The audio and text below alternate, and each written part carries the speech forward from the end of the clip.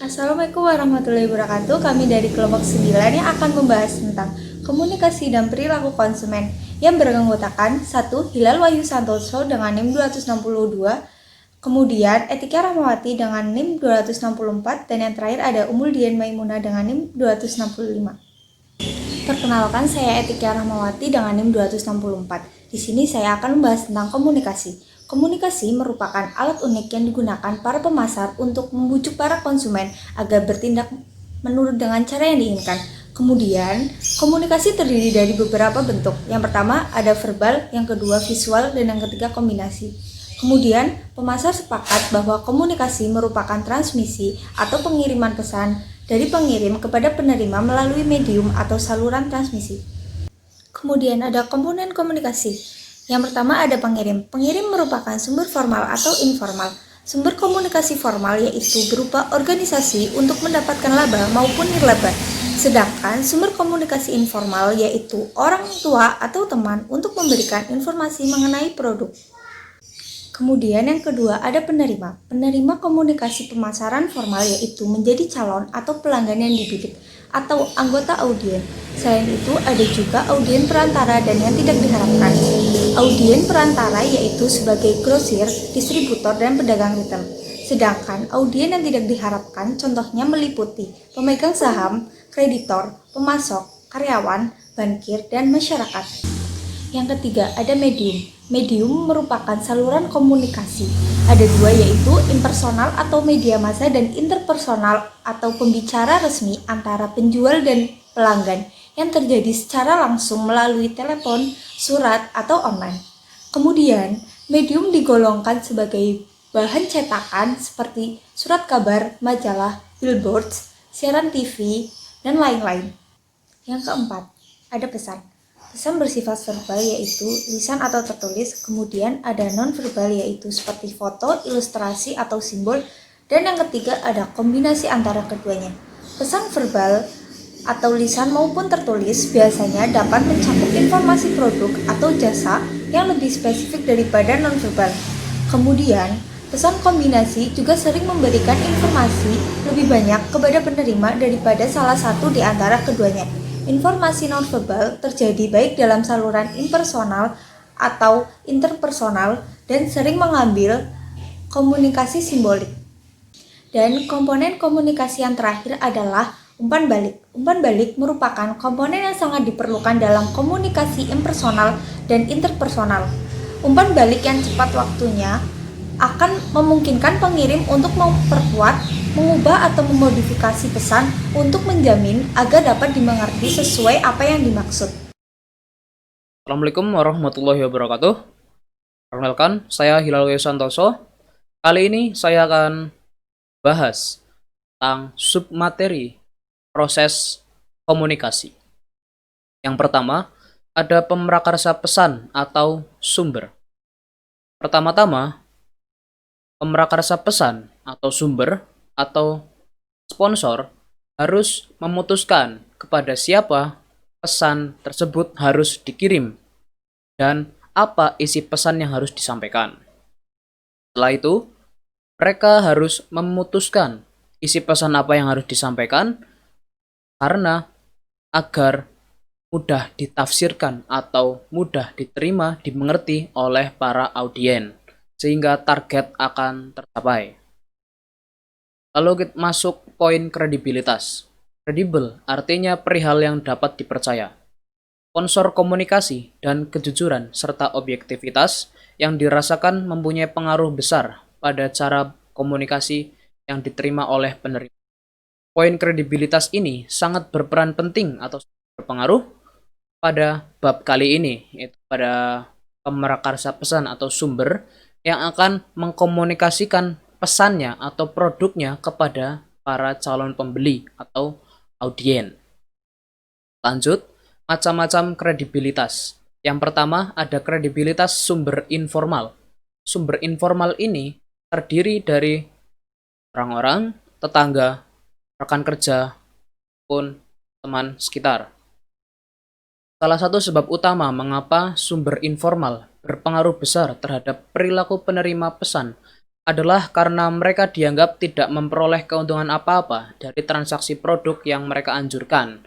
Artinya, mereka yang menganjurkan produk tersebut yang telah mereka rasakan, yang telah mereka merasakan manfaatnya, kegunaannya bagi diri mereka, mereka anjurkan kepada temannya, kepada orang lain, kepada tetangganya, dan sebagainya, agar merasakan atau membeli produk tersebut. Dan dia tidak merasakan keuntungan apa-apa dari produk tersebut atau dari perusahaan tersebut, pure atau alami karena kepuasan mereka terhadap suatu produk tersebut. Maka dianggap kredibilitas sumber informal ini merupakan sebab utama atau poin penting, salah satu poin penting keberhasilannya penyampaian pesan kepada para audien. Yang kedua, ada kredibilitas sumber formal. Sumber formal ini adalah mengacu pada pemrakarsa pesan atau sumber atau perusahaan yang mengirim pesan tersebut melalui iklan untuk produk terkait. Semakin baik reputasi perusahaan, maka semakin besar kesempatan pesan yang komunikasikan kepada audien akan lebih diterima, lebih dipahami oleh para audien karena mereka sudah memiliki reputasi atau nama baik di kalangan masyarakat atau kalangan audien. Selanjutnya, ada kredibilitas juru bicara dan pendukung. Tak jarang pemasar atau pemrakarsa pesan gunakan selebriti untuk memberikan pujian atau mendukung produk dalam iklan mereka, terutama di media televisi. Mengapa menggunakan tokoh selebriti dalam menggunakan iklan?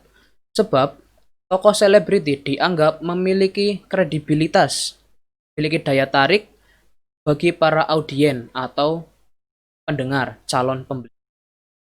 Dengan tokoh selebriti tersebut, maka otomatis akan menaruh perhatian lebih dalam iklan tersebut, dan selanjutnya diharapkan pesan-pesan yang disampaikan oleh tokoh selebriti tersebut akan mampu diterima dan dicermati oleh para audien. Selanjutnya ada kredibilitas pesan. Pengalaman yang sebelumnya yang diperoleh konsumen atas produk atau pedagang retail tertentu pengaruh besar terhadap kredibilitas pesan. Yang selanjutnya ada pengaruh waktu terhadap kredibilitas sumber atau kita kenal sebagai penidur. Pengaruh persuasif dari sumber yang berkredibilitas tinggi maupun rendah tidak selalu bertahan lama. Cenderung lenyap setelah sekitar 6 minggu. Gejala ini disebut efek penidur atau sleeper effect. Maka para pemrakarsa pesan atau sumber mensiasatinya dengan pasang iklan atau mengirim pesan melalui iklan di tidak hanya satu stasiun televisi dalam waktu yang sama. Ini untuk mencegah jalur lain pada saat jeda pariwara iklan. Suatu cara audien ketika menonton iklan tersebut, mereka akan memindahkan ke channel lain dan di channel tersebut sudah ada iklan yang sama. Jadi perusahaan atau pemrakarsa pesan mensiasatinya dengan memotong jalur perpindahan tersebut. Ada audien atau penerima pesan yang dibidik. Audien ini berupa orang-orang masyarakat atau calon konsumen yang dibidik oleh pemrakarsa pesan yang akan dikomunikasikan pesannya, promosinya, iklannya kepada para audien ini. Tentu dengan karakteristik kepribadian dan faktor-faktor lain yang akan kita bahas selanjutnya.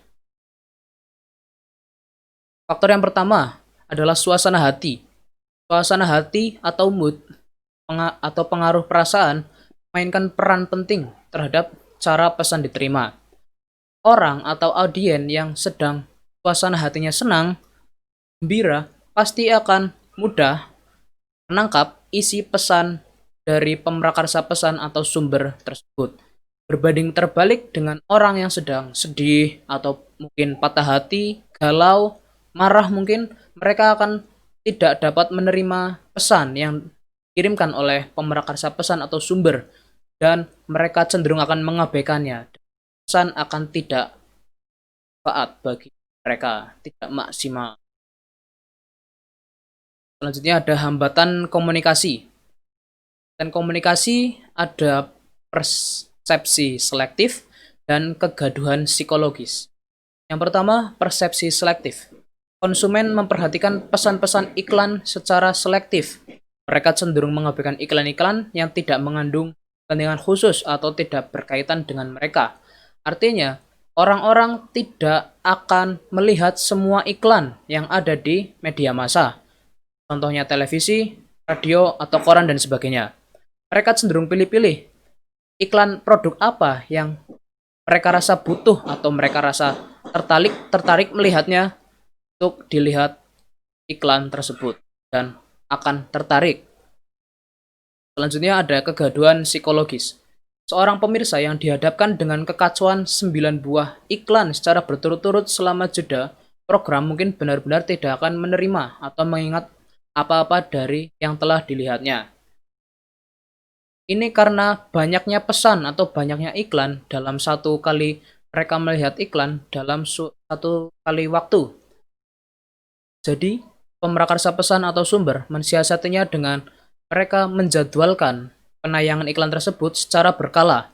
Misal, mereka menayangkan secara rutin di hari ini, setiap jam ini. Jadi, penerima pesan atau audien akan mudah melihat iklan tersebut dan mudah kembali diingatkan pesan apa yang akan disampaikan oleh pemrakarsa pesan. Selanjutnya ada umpan balik atau tanggapan penerima pesan. Karena komunikasi pemasaran biasanya dimaksudkan untuk membujuk audien yang ditargetkan agar bertindak menurut cara yang diinginkan. Ujian yang menentukan adalah tanggapan penerima. Karena alasan ini, penting sekali bagi pengirim pesan untuk memperoleh umpan balik atau feedback segera atau seakurat mungkin. Melalui umpan baliklah pengirim dapat menerima apakah dan seberapa baik pesan telah diterima. Ini biasa dilakukan oleh sponsor-sponsor atau perusahaan-perusahaan dengan cara melalui sistem aplikasi atau melalui sistem online. Mereka mengisi kuesioner secara online dan mereka secara mudah mengaksesnya agar para perusahaan dapat mengetahui tanggapan mereka tentang produk yang terkait. Selanjutnya ada riset keefektifan iklan. Riset keefektifan iklan sering berusaha untuk mengukur efektifan pesan-pesan mereka dengan menyelenggarakan riset audien untuk mengetahui media apa yang dibaca, program TV apa yang ditonton, dan iklan apa yang diingat oleh para audien. Artinya, sebelum perusahaan atau sponsor menyebarkan pesan mereka melalui iklan, mereka harus riset terlebih dahulu dalam suatu strategi untuk mengirimkan pesan mereka. Mereka harus riset dengan sungguh-sungguh dengan beberapa poin-poin yang mereka pertimbangkan. Sudah disebutkan iklan apa saja dan sebagainya. Harus riset sedemikian rupa sebelum pemostingan iklan dan sesudah pemostingan iklan mereka harus riset dan dikembangkan secara lebih baik lagi. Saya Umudin Maimunah dengan NIM 19020100265 akan menerangkan tentang merancang komunikasi yang persuasif. Pengertian komunikasi persuasif menurut para ahli. Yang pertama, menurut Kenneth E. Anderson, komunikasi persuasif merupakan proses komunikasi antara individu, di mana komunikator menggunakan simbol-simbol untuk mempengaruhi pikiran si penerima pesan dan dapat merubah tingkah laku dan perbuatan audien. Yang kedua, menurut Erwin P. Bettinghaus, bahwa komunikasi persuasif dapat mempengaruhi pikiran dan perbuatan seseorang, hubungan aktivitas, serta pembicara dan pendengar melalui audio dan visual. Yang pertama, strategi komunikasi. Tujuan komunikasi adalah menciptakan kesadaran akan adanya pelayanan, mempromosikan penjualan produk, mendorong atau mengurangi minat terhadap praktik tertentu, menarik orang untuk menjadi pelanggan retail, mengurangi ketidakcocokan pasca pembelian, menciptakan nama baik atau citra yang menyenangkan. Komponen strategi komunikasi yang penting adalah memilih audien yang tepat. Perusahaan akan mengeluarkan serangkaian pesan yang ada hubungannya dan ditargetkan secara langsung kepada minat-minat khusus berbagai segmen individual. Yang kedua, strategi media. Diperlukan untuk menempatkan iklan dalam berbagai media khusus yang dibaca, ditonton, atau didengar oleh berbagai pasar yang dipilih untuk dibidik. Yang ketiga, strategi pesan. Pengirim pesan harus mengetahui tujuan dan apa yang diharapkan akan dicapai dengan pesan itu. Karakteristik pribadi audien yang ditargetkan dari sudut pendidikan, minat, kebutuhan, dan bidang pengalaman. Kesimpulannya, perilaku pembelian konsumen sangat dipengaruhi oleh komunikasi yang dilakukan oleh pengirim pesan. Keberhasilan pesan yang tersampaikan kepada audien dipengaruhi beberapa faktor, seperti kredibilitas sumber, kredibilitas pesan, strategi komunikasi iklan, dan kondisi audien. Sekian presentasi dari kelompok kami. Wassalamualaikum warahmatullahi wabarakatuh.